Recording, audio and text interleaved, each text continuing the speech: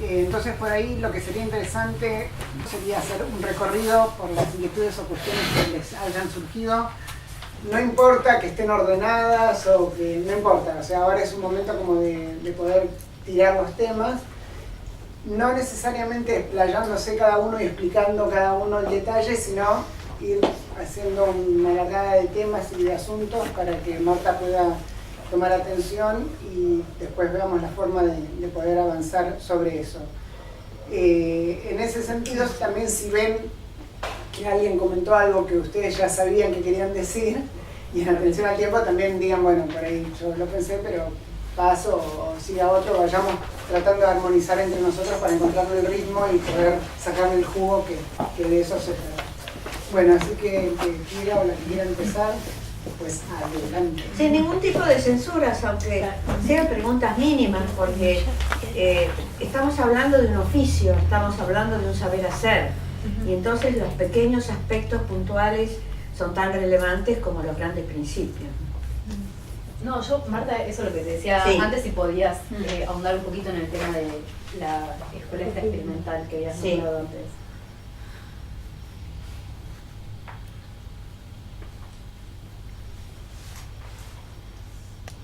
Yo quería consultarte, Marta, si tuviste algún tipo de vinculación con la educación, lo que se conoció en Argentina como educación popular, en particular con las ligas agrarias, digamos, además con el contexto del campo, digamos, ¿no? Sí.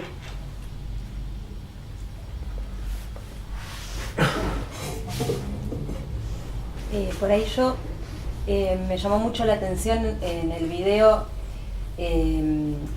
cuando vos comentás cómo eran las planificaciones de las jornadas y consultarte cómo ves ahora las cuestiones ligadas a la formación docente en referencia a esas cuestiones, ¿sí? Sobre la planificación, los materiales, eso me llama la atención.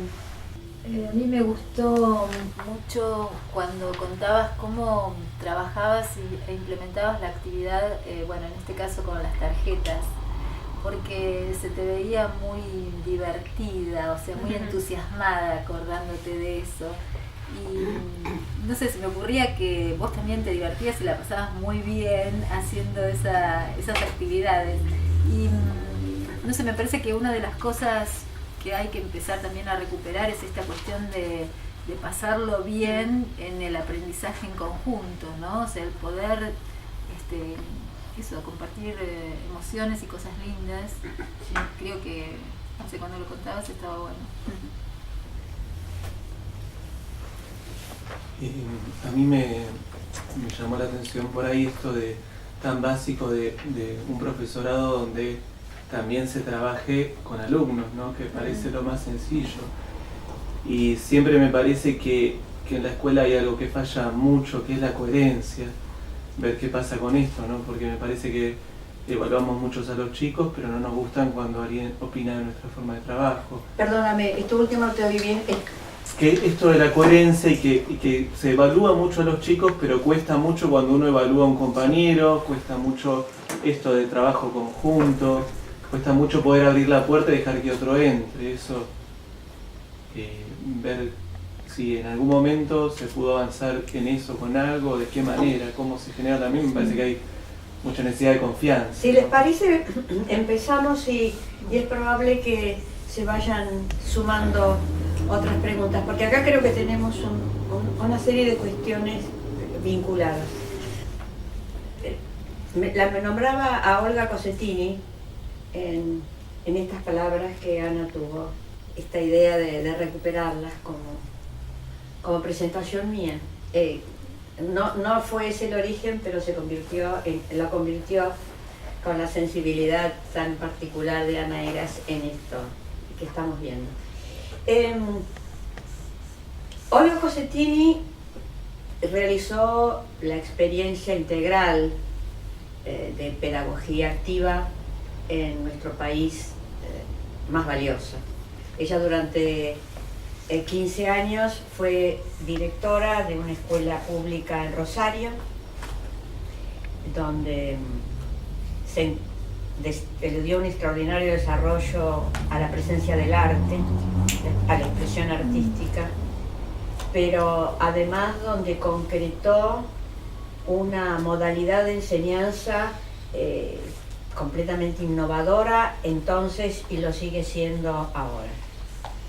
Y ella llegó a la dirección de la Escuela Dr. Gabriel Carrasco de Rosario, ahí muy próxima a las orillas del Paraná, porque la descubrió un gran pedagogo argentino, totalmente olvidado, intencionalmente olvidado, que fue Juan Mantovani, de quien yo fui alumna cuando hice la carrera de Ciencias de la Educación. Mantovani era ministro de Educación en la provincia de Santa Fe, bajo un gobierno demócrata progresista. Estoy hablando de cosas que tal vez para los más jóvenes no tengan mucho sentido, pero es un partido político, el demócrata progresista, que tuvo un gran desarrollo en la provincia de Santa Fe especialmente, que nace como partido conservador, pero por obra de Lisandro de la Torre empieza a convertirse en algo superador del conservadurismo. Entonces, bajo un gobierno demócrata progresista, Juan Mantovani es ministro de Educación de la provincia de Santa Fe, y una de sus primeras acciones como ministro es nombrarla a Olga Cosettini, que era regente del nivel primario en la Escuela Normal de Rafaela, otra localidad de la provincia de Santa Fe. Las escuelas primarias en nuestro país tienen las escuelas normales, formadora de docentes, tienen una escuela primaria incorporada. Entonces, Olga era la regente de esta escuela y allí ya venía realizando una experiencia interesante. Mantovani, que era de esos pedagogos que hoy llamaríamos académicos, pero muy ligado a la vida palpitante de las aulas, sabía de su trabajo, la conocía y le dio esta designación, y además, por otro decreto, hizo que la escuela que ella pasaba a dirigir fuera experimental, para que tuviera libertad la directora con el equipo docente de introducir las modificaciones que quisiera sobre los planes y programas de estudio. Por eso cuando yo la conocí a Olga en Mar del Plata, en una época, temporada veraniega, que se organizaban charlas en un hotel de Mar del Plata que después desapareció, se organizaban charlas de pedagogos. Yo me enteré estando en Mar del Plata que iba a hablar Olga, la fui a ver, y ella, ahí le pedí, le decía que yo quería conocer la adaptación que habían hecho en su escuela del programa oficial, de lo que hoy se conocería como diseño curricular. Y ella lo tenía y me lo entregó, confiando en que al día siguiente se lo iba a devolver, había una segunda parte de la charla.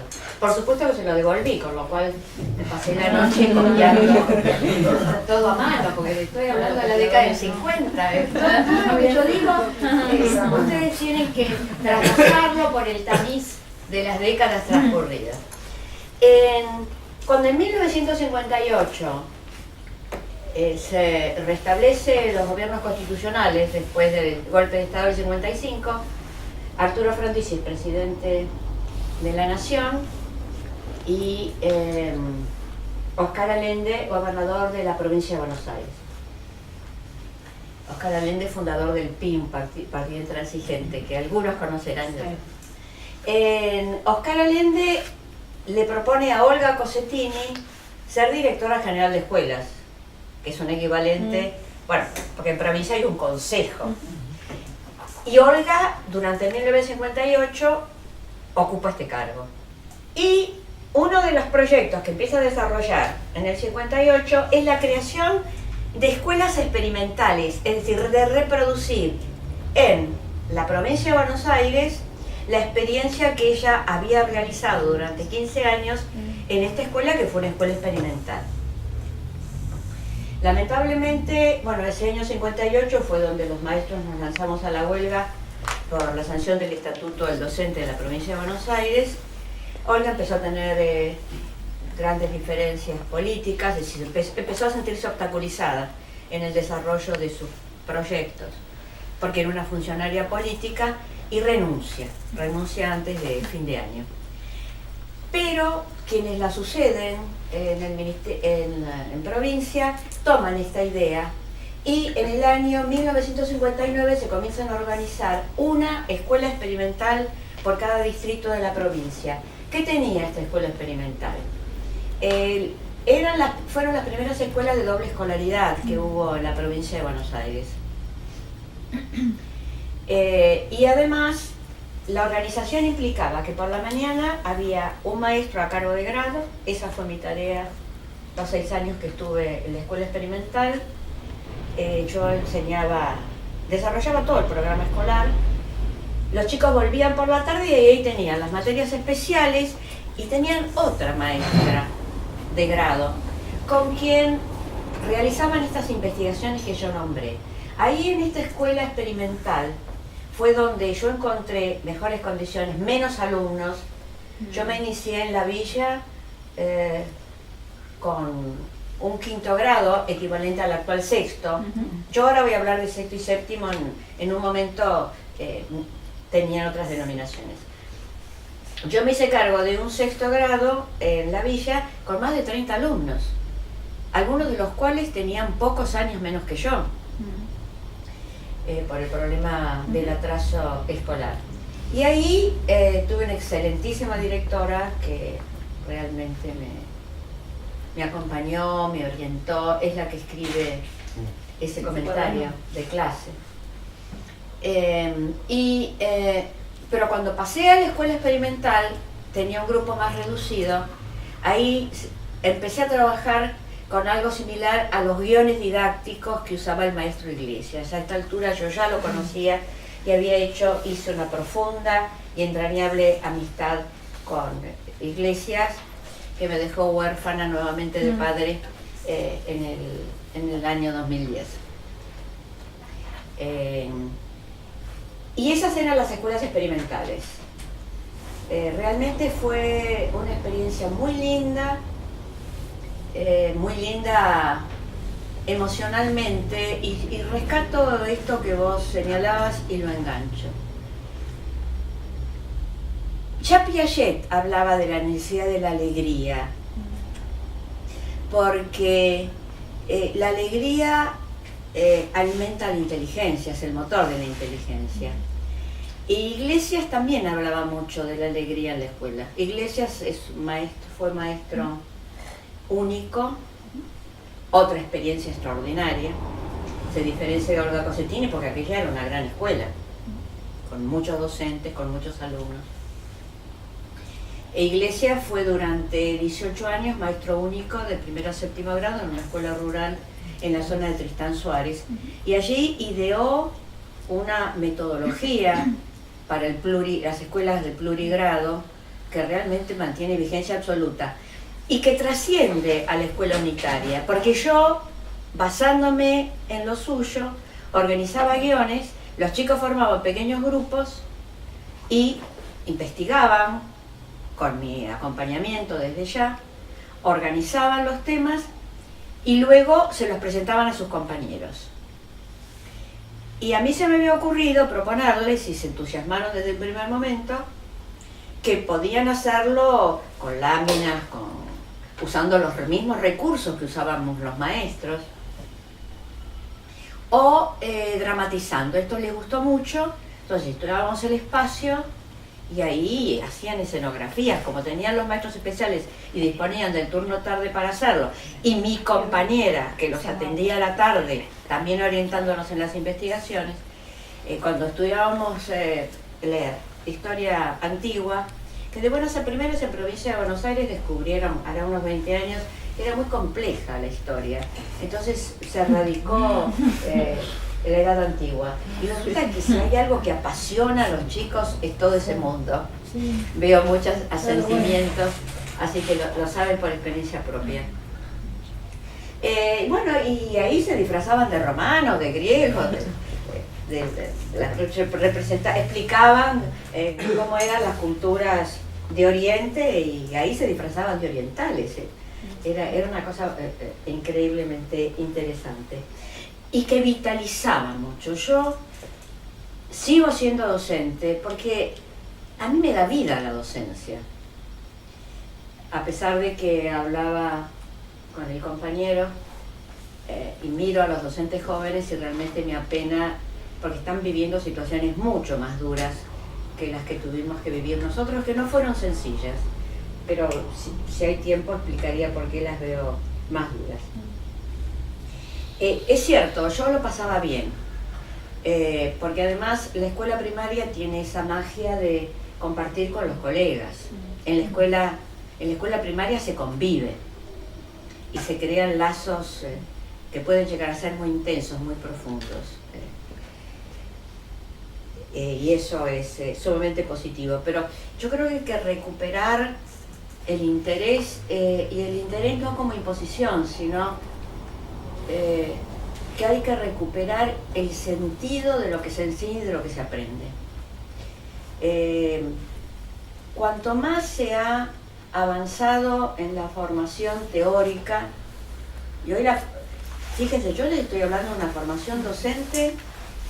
Yo egresé de maestra a los 18 años, era una modalidad de enseñanza media. De las 66 materias que cursé de primero a quinto año, entré a los 13, salí a los 18, solo 7 materias fueron específicas para formación docente, el 10%. El resto era cultura general.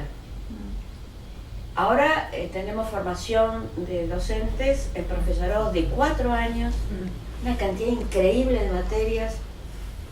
A veces yo lo comento, digo, si a mí me tomaran examen de muchas de las cosas que tienen que estudiar los actuales futuros maestros, me sacarían el título. Es ya una sofisticación. Sí, lo académico convertido en lo sofisticado, y lo grave es que se aleja de las necesidades reales y concretas que demanda el docente. Entonces yo siento que ha habido una pérdida de sentido, valga la redundancia, tanto por parte del docente respecto de lo que tiene que enseñar y cómo tiene que enseñarlo, y una pérdida de sentido mayor aún por parte de los alumnos. Además, esto no lo digo yo, no es una vivencia personal, lo dice la pedagogía actual. El docente está cada vez más condicionado. Si bien siempre el sistema educativo ha sido un sistema verticalista autoritario, muy similar a una estructura de mandos, siempre ha sido así. En este momento, no solo los niveles están determinados por los funcionarios políticos y por el personal técnico, sino por esta enorme cantidad de especialistas que inciden y organizan la formación y la práctica docente para la educación inicial, la educación primaria, eventualmente también para la educación media. Es decir, que toman decisiones fundamentales, sustantivas, dirían Fullan y Harry Graves, decisiones sustantivas respecto del desarrollo de la enseñanza cuando nunca han experimentado, han vivido la práctica de la enseñanza. Y participan en formación de docentes para niveles educativos en los que si tuvieron experiencia la tuvieron allá lejos y hace tiempo. Entonces se está produciendo un vaciamiento de sentido y una disminución de la autonomía del docente. Estas cosas que yo hacía, no las hacía yo sola. Yo recordaba en esto que escribí, que ustedes recibieron, a mi compañera Elsa, la escuela de Villa, en la escuela de la Villa Tranquila. Ella era maestra de primer grado. Todos sus alumnos aprendían a leer y escribir.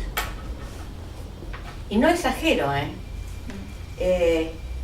porque había una extraordinaria dirección en la escuela que nos acompañaba, había mucha interacción entre nosotros, entre los compañeros, y eso iba permitiendo un desarrollo muy fluido de la enseñanza. Y hoy siento a los maestros muy agobiados. La gestión política de estos últimos años ha intensificado todos los problemas, pero además hay una creciente sobrecarga, particularmente respecto de los maestros. Hoy los maestros tienen que hacerse cargo no solo de la compleja tarea de enseñar contenidos culturales básicos, sino que es responsable, cualquier situación que se presente, cualquier problema, enseguida se piensa en que los docentes y la escuela tienen que hacer lo suyo. Y ni qué decir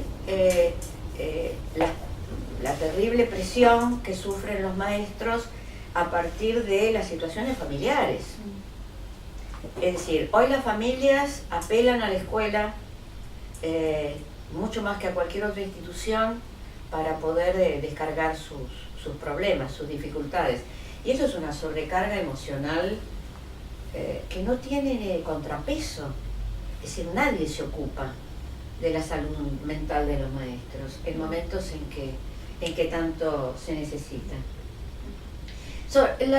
Respecto de la cuestión de educación popular, yo me empecé a conectar con la educación popular, con las organizaciones barriales, sociales, políticas, que también desarrollaban acciones educativas. Vos mencionabas, por ejemplo, el movimiento agrario, el MOCASE y las acciones educativas del MOCASE, y podríamos mencionar muchos más. Yo empecé a tomar contacto con estas experiencias cuando empecé a trabajar en formación de maestros, porque durante 25 años trabajé en primaria y una vez que terminé la licenciatura en educación comencé a trabajar en formación de maestros. Y ahí, a través de mis alumnos maestros, ya estoy hablando de formación de maestros a nivel terciario. Entonces, a través de mis alumnos tomé contacto con los movimientos populares, este tipo de movimientos populares en educación. Y llegué a colaborar, a tener, como sigo teniendo hoy contacto con algunos bachilleratos populares, me reúno periódicamente con sus profesores para analizar algunos de los problemas que se presentan. No sé si incluía algo más la pregunta que se me hizo. Metodológicamente, quizás si había algunos elementos que recuperaste, metodológicamente, Paulo Freire, algo de eso. Sí, por supuesto. Es que en realidad a Paulo Freire lo conocí muy tempranamente y también tuve oportunidad de ir siguiendo su propio proceso dialéctico de reconstrucción de su pensamiento, que me parece apasionante.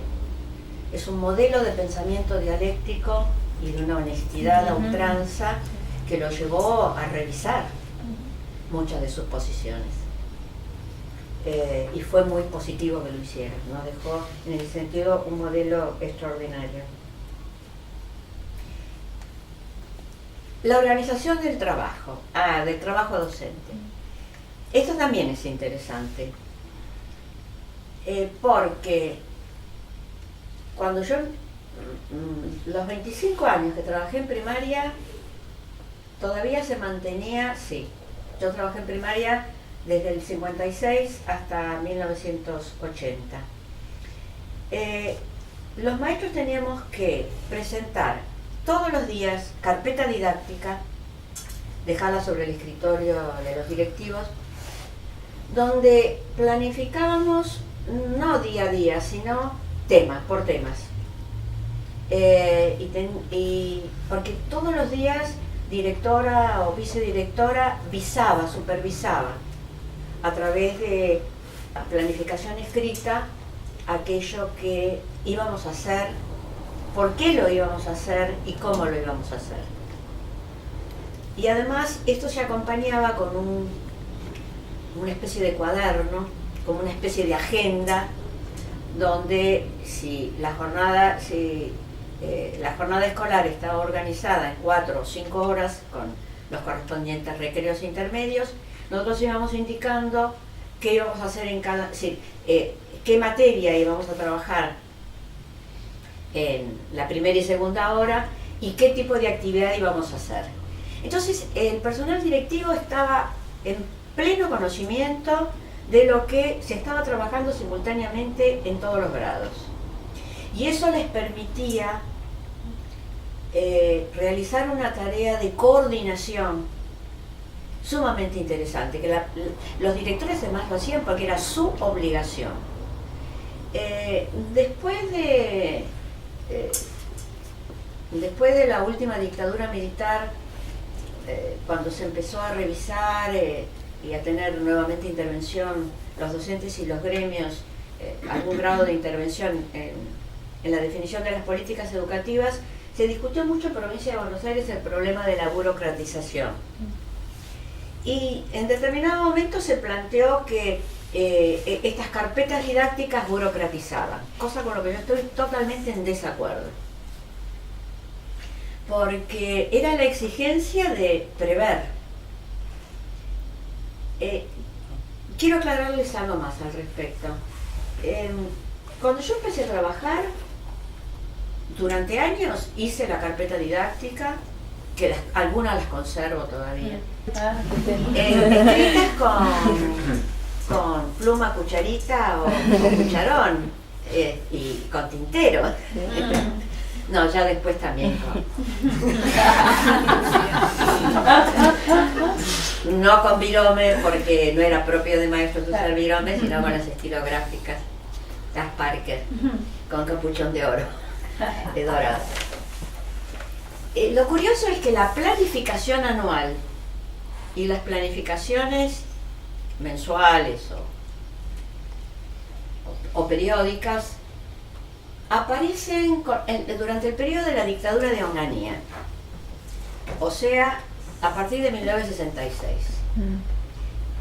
Hasta ese momento, en realidad, en lugar de hacer esas grandes planificaciones sábanas, hacíamos este trabajo de estructurar previamente lo que pensábamos hacer en el aula. Ese era el diario, previo a Onganía, lo hacían diariamente. Sí, pero en la carpeta didáctica indicaba que si, por ejemplo, yo acá tomaba el tema de círculo y circunferencia, yo organizaba todo el desarrollo de círculo y circunferencia y luego iba tomando por tramos. Pero de cualquier manera tenía que indicar con qué actividad iba a retomar el tema al día siguiente o a los 2 o 3 días. Porque teníamos que demostrar que había un hilo conductor, que había una coherencia. Y teníamos que demostrar que poníamos en acción esta idea del aprendizaje, el carácter recurrente del aprendizaje, la necesidad de volver sobre temas, actividades, textos, no volver linealmente, sino volver de un modo espiralado, con la imagen de la espiral dialéctica, ¿no? Es decir, el conocimiento que se retoma para negarse a sí mismo parcialmente y poder superarse y reconstruirse. De buenas a primeras, es decir, yo cito la dictadura de Onganía porque ahí es donde comienza a difundirse entre nosotros la exigencia de las planificaciones anuales y de las planificaciones mensuales. Pero en verdad esto viene de la mano de la Alianza para el Progreso. Miren por dónde aparezco ahora. Kennedy, presidente de los Estados Unidos, la revolución cubana triunfante, el pueblo triunfa la lucha armada, el pueblo en el poder, y entonces Kennedy plantea la Alianza para el Progreso, intentando demostrar que dentro del régimen capitalista es posible también promover el desarrollo de los pueblos, el bienestar, y para eso propone que se unan las naciones latinoamericanas o las naciones americanas, por supuesto bajo la égida de los Estados Unidos. Y es entonces cuando la OEA empieza a tener una injerencia en la educación, por lo menos de la República Argentina, y calculo que si no ya la tendría, y si no la tenía antes también en el resto. Porque en realidad nuestro sistema educativo se organiza en el último tercio del siglo XIX a partir del modelo francés. Es decir, nosotros tenemos una organización que seguía el modelo europeo. y yo creo que en gran medida también. Y resulta que la idea de la planificación viene ligada, entonces ahí esto viene, ya empieza a ser promovido por la OEA, la Organización de los Estados Americanos, que en ese momento que yo estoy hablando, década del 60, tenía un fuerte y terrible incidencia, papel político. Jugaba, bueno, la OEA es la que decreta el aislamiento de Cuba y el bloqueo y la expulsión de OEA del seno de la... ¿Cómo no me voy a reír de la OEA? De Puebla. Esa cosa tan fea, ¿viste? Sí. Por eso las cartillas de alfabetización de la acción alfabetizadora que desarrolla la Revolución Cubana, decía, con OEA, lo primero que aprendían los era OEA, los americanos. De paso les venía re bien para meter las vocales. Con OEA o sin OEA seguiremos la pelea. Era lo que se decía y se escribía, y decían y escribían los que estaban aprendiendo. Y entonces empieza a cambiar el espíritu de la educación entre nosotros y aparecen las planificaciones, pero la planificación como esquema formal. Lo importante de la planificación era cubrir los casilleros y respetar los casilleros. Pero además de eso, generaban intensificaban la fragmentación de la enseñanza. ¿Por qué? Porque se empieza a ligar la idea de planificar la enseñanza como se planifica la producción, la idea de la escuela como empresa.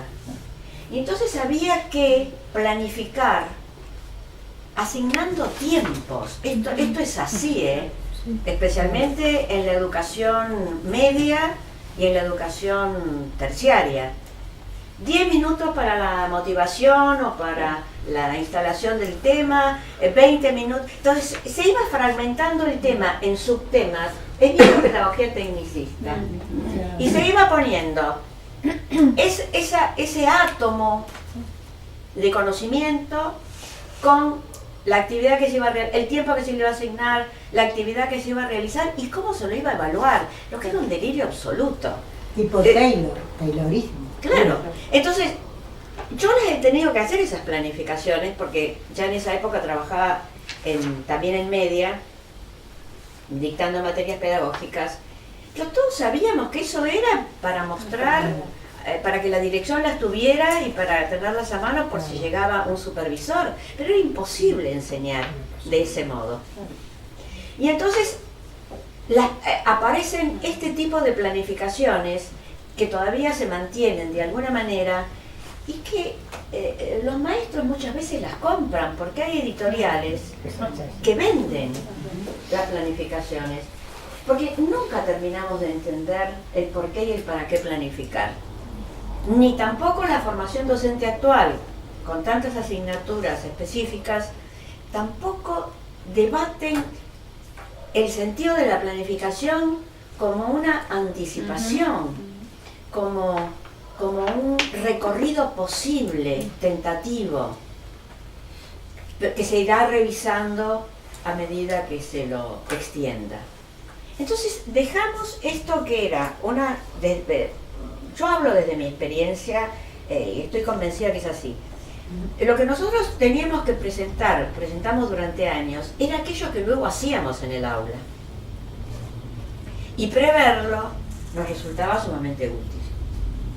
E incluso, yo recuerdo que si al año siguiente tenía el mismo grado, volvía y a mí me autorizaban a presentar la misma carpeta didáctica, pero con los agregados, con las modificaciones que mi propia experiencia me iban señalando, me iban mostrando.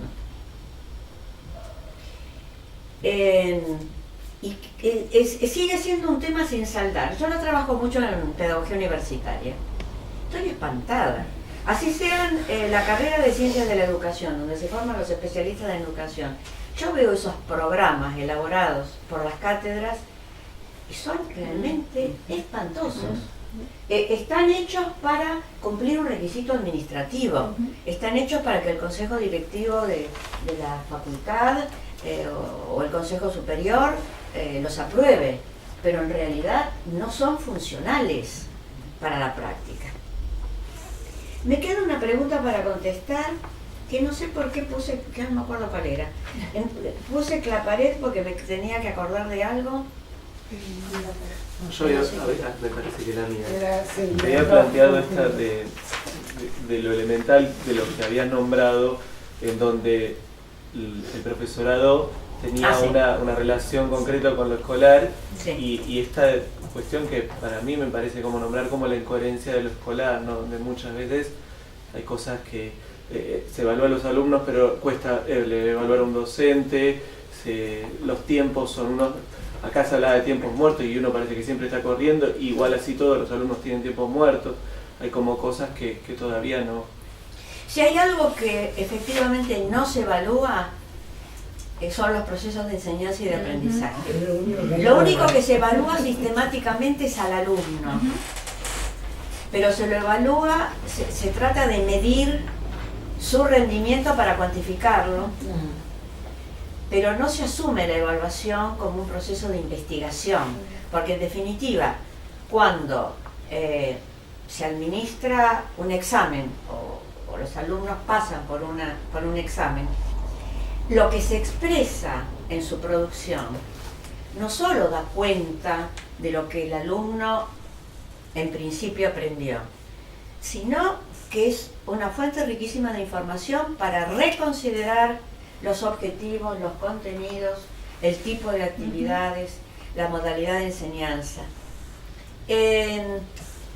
Por eso quiero insistir en este enorme respeto que me producen figuras como la de Robert Doctrans y particularmente Claparet. Fines del siglo XIX, comienzos del siglo XX, se intensifica una reacción contra los aspectos formalistas de la educación, esa estructura anquilosada que había ido adquiriendo la escuela, muy sujeta a las formalidades de la vestimenta, del ponerse de pie para hablar o para saludar, pedir permiso para moverse dentro del aula. Todas estas cuestiones que realmente atentaban contra la formación de un ser humano. La alegría. Contra la alegría. Exacto. El alma de la escuela. Destruían el alma de la escuela. Entonces, aquí es donde empiezan a surgir en todo el mundo iniciativas. En primer lugar, se plantea la necesidad de una pedagogía experimental, que necesitaba como fundamento una psicología experimental. Y ahí nace el gran desarrollo de la pedagogía y la idea de las escuelas experimentales. En los distintos países del mundo se crean métodos innovadores y se los desarrolla en escuelas que tienen nombre y apellido. La escuela del Mail, que era la de Doctrans, pero hay otra cantidad de establecimientos que tenían esta impronta, el plan Dalton, toda una cantidad de metodologías que daban, que ponían al niño, al alumno o al que aprende en el centro, y al que enseña los contenidos, los recursos y los materiales en la periferia. Pestalozzi también. Y esto nace de alguna manera, en realidad de algún modo empieza con Comenio, pero Pestalozzi aporta muchísimo y con una entrega que emociona profundamente. Él educa a sus hijos en esta escuela de pordioseros que él sostenía, ¿no? Y sus hijos se educan junto con los niños más desposeídos de absolutamente todo. Pero especialmente con figuras como Claparet, como los grandes pedagogos franceses y suizos. Y ahí yo insisto con Claparet porque él dice no, hay que revisar a fondo la formación de maestros, la formación de educadores. Y por eso es que creé el Instituto Jean-Jacques Rousseau en Ginebra, para formar docentes, pero al mismo tiempo promover el desarrollo de la psicología y de la pedagogía experimental.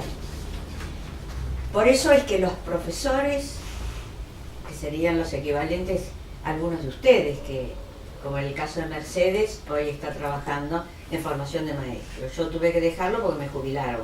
Resistí heroicamente. Sí, pero no, yo quiero estar yo quiero estar en las aulas de la escuela normal. Me resistí, logré que mi trámite jubilatorio durara 6 años. Después me vencieron y tuve que dejarlo. Sí, estoy tratando, pero no es lo mismo.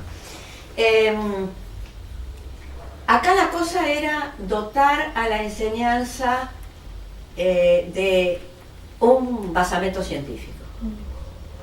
Por eso la idea de basarse en el conocimiento del niño. Había que construir un sólido conocimiento del niño y de su funcionamiento, no solo mental, sino emocional, en todos sus aspectos, el conocimiento integral de ese ser humano en formación.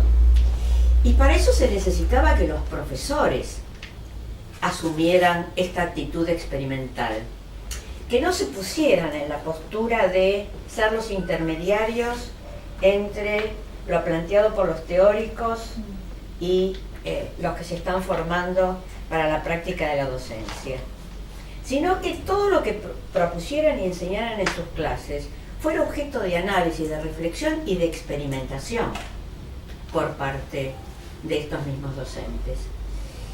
Por eso es que los profesores del Instituto Rousseau vivían probando la eficiencia, la eficacia de sus propuestas pedagógico-didácticas en las aulas. Y acá viene un dato sumamente interesante. Por los años, al inicio de la década del siglo XX, Claparède invita al joven Jean Piaget, al muy joven Jean Piaget, a incorporarse como jefe de investigación psicológica en el Instituto Rousseau. Y Piaget no solo acepta, sino que en su autobiografía dice que esa decisión fue crucial para su vida, que a partir del momento en que él ingresa y trabaja durante años haciendo investigación experimental con los otros profesores del instituto, con los estudiantes, los futuros docentes, era un año entero que vivían haciendo esto, bueno, y los profesores durante todo este tiempo, fueron determinantes para toda su producción intelectual posterior. De modo que el espíritu era el trabajo colectivo, el trabajo compartido. Se puso mucho énfasis en el trabajo compartido, en la idea de una escuela como un colectivo de gente que trabaja. Por eso tendríamos que pensar en suprimir estos términos de director, rector, en tal caso, maestro a cargo de dirección, maestro a cargo de vicedirección, maestro a cargo de secretaría, maestro a cargo de aula, por esa jerarquía que a veces implica este tipo de cosas. Y además porque, si bien son funciones específicas que reclaman saberes específicos, la escuela tiene que funcionar como un todo. Y en ese sentido, todos deben participar en todo. En este momento, los docentes están cada vez más limitados en la toma de decisiones. Vienen muy condicionados por diseños curriculares muy complejos, muy teóricos y muy contradictorios, porque estamos enseñando que la educación tiene que adecuarse, o tiene que tomar en cuenta, no adecuarse, pero sí tomar en cuenta la realidad individual, y resulta que después los diseños curriculares son unos y únicos. Esto tiene que ser aprendido por todos los que están en tal año o en tal grado, y prácticamente de la misma manera, y en los mismos tiempos. Marta, me gustaría ir pensando algunas de las cosas que vos dijiste también para hacer otra rueda de... Sí, no me dejen hablar. Bueno, eso te una de las cuestiones que a mí me movió a conectarme con Marta para hacer esto en particular es lo que ella estuvo comentando desde mi punto de vista de distintas maneras, que es esta tensión entre la autonomía posible y lo que podríamos llamar la heteronomía o esas visiones jerárquico-autoritarias, que como sabemos en realidad atraviesan la historia argentina por lo menos, y sin temor a equivocarme creo que todavía están presentes hoy, es decir, esta tensión todavía hoy está muy fuerte en cada una de nuestras escuelas, sea jardín, primaria, secundaria, universidad. Y una cuestión interesante para pensar en lo que dice Marta es que en condiciones políticas muy complicadas hubo posibilidades que habría un poco que pensar si también, creo que eso es un poco también lo que vos transmitías, venían de la mano de la posibilidad de pensarse los docentes como trabajadores, que es un poco también lo que estabas trayendo en tu última parte de lo que decías. Es decir, esta cuestión, entonces voy señalando algunas cosas que me parece que son importantes para pensar, que es el docente como trabajador y como participante en todo caso de una lucha que si la queremos llamar gremial o sindical o con otros, bueno, cada uno ahí a lo mejor le dé otra palabra, ¿no? El docente como intelectual, que es mucho de lo que trae Marta para pensar con nosotros, y su relación con lo que Marta llamó a los especialistas de una manera provocadora, que me parece interesante para retomarlo, porque quizás haya ciertas formas de ejercer la especialidad que sean autoritarias y quizás haya ciertas formas de ejercer lo que cada uno podemos aprender y compartir que tengan otras características. Entonces me interesa un poco también retomar ese núcleo de sentido alrededor del especialista o la especialista, el docente como intelectual, la posibilidad de apropiarse del conocimiento y las herramientas para generar conocimiento. Que a su vez me lleva a otra cuestión que también aparece en el relato de Marta y en algunas de las cosas que nosotros estamos trabajando con algunas organizaciones, que es esta cuestión del colectivo, es decir, cuando un docente o un director o un auxiliar docente o un alumno se identifica como parte de una tarea colectiva, nosotros lo que estamos viendo es que esa matriz permite, a su vez, lo vinculo con lo que acabo de decir, pensarse como trabajador y pensarse como intelectual, cada uno en el rol que ocupemos. Incluyo a las familias también en esta ecuación. Entonces voy señalando que estarían como estas esferas del docente como trabajador, del docente como intelectual, del docente como artesano, que antes trajo Amalia, y que yo creo que en lo que comentó Marta, en lo que vimos en los videos, y si tuvieron la oportunidad de ver los materiales que trajo Marta para compartir, está esa cuestión del quehacer, que muchos de nuestros oficios también lo tienen, qué sé yo, los que hacemos otras cuestiones también, por lo menos yo me identifico muy fuertemente con el trabajo artesanal. Entonces me interesa también traer eso del arte y del artesano a esta reflexión que estamos haciendo sobre la escuela. Y por último quería decir que me parece importante pensarnos cada uno, y ahora a lo mejor también sería momento para escuchar, si tienen cosas para aportar en ese sentido, cómo cada uno de nosotros, o en lo que estamos haciendo, o en experiencias que conocen, o lo que sea, tomando estas puntuaciones que yo acabo de hacer, piensan que han podido correr un poquito esa línea de la autonomía heteronomía, es decir, qué tanta posibilidad de convertirse agentes de su propio quehacer piensan que tienen o han tenido o quieren tener,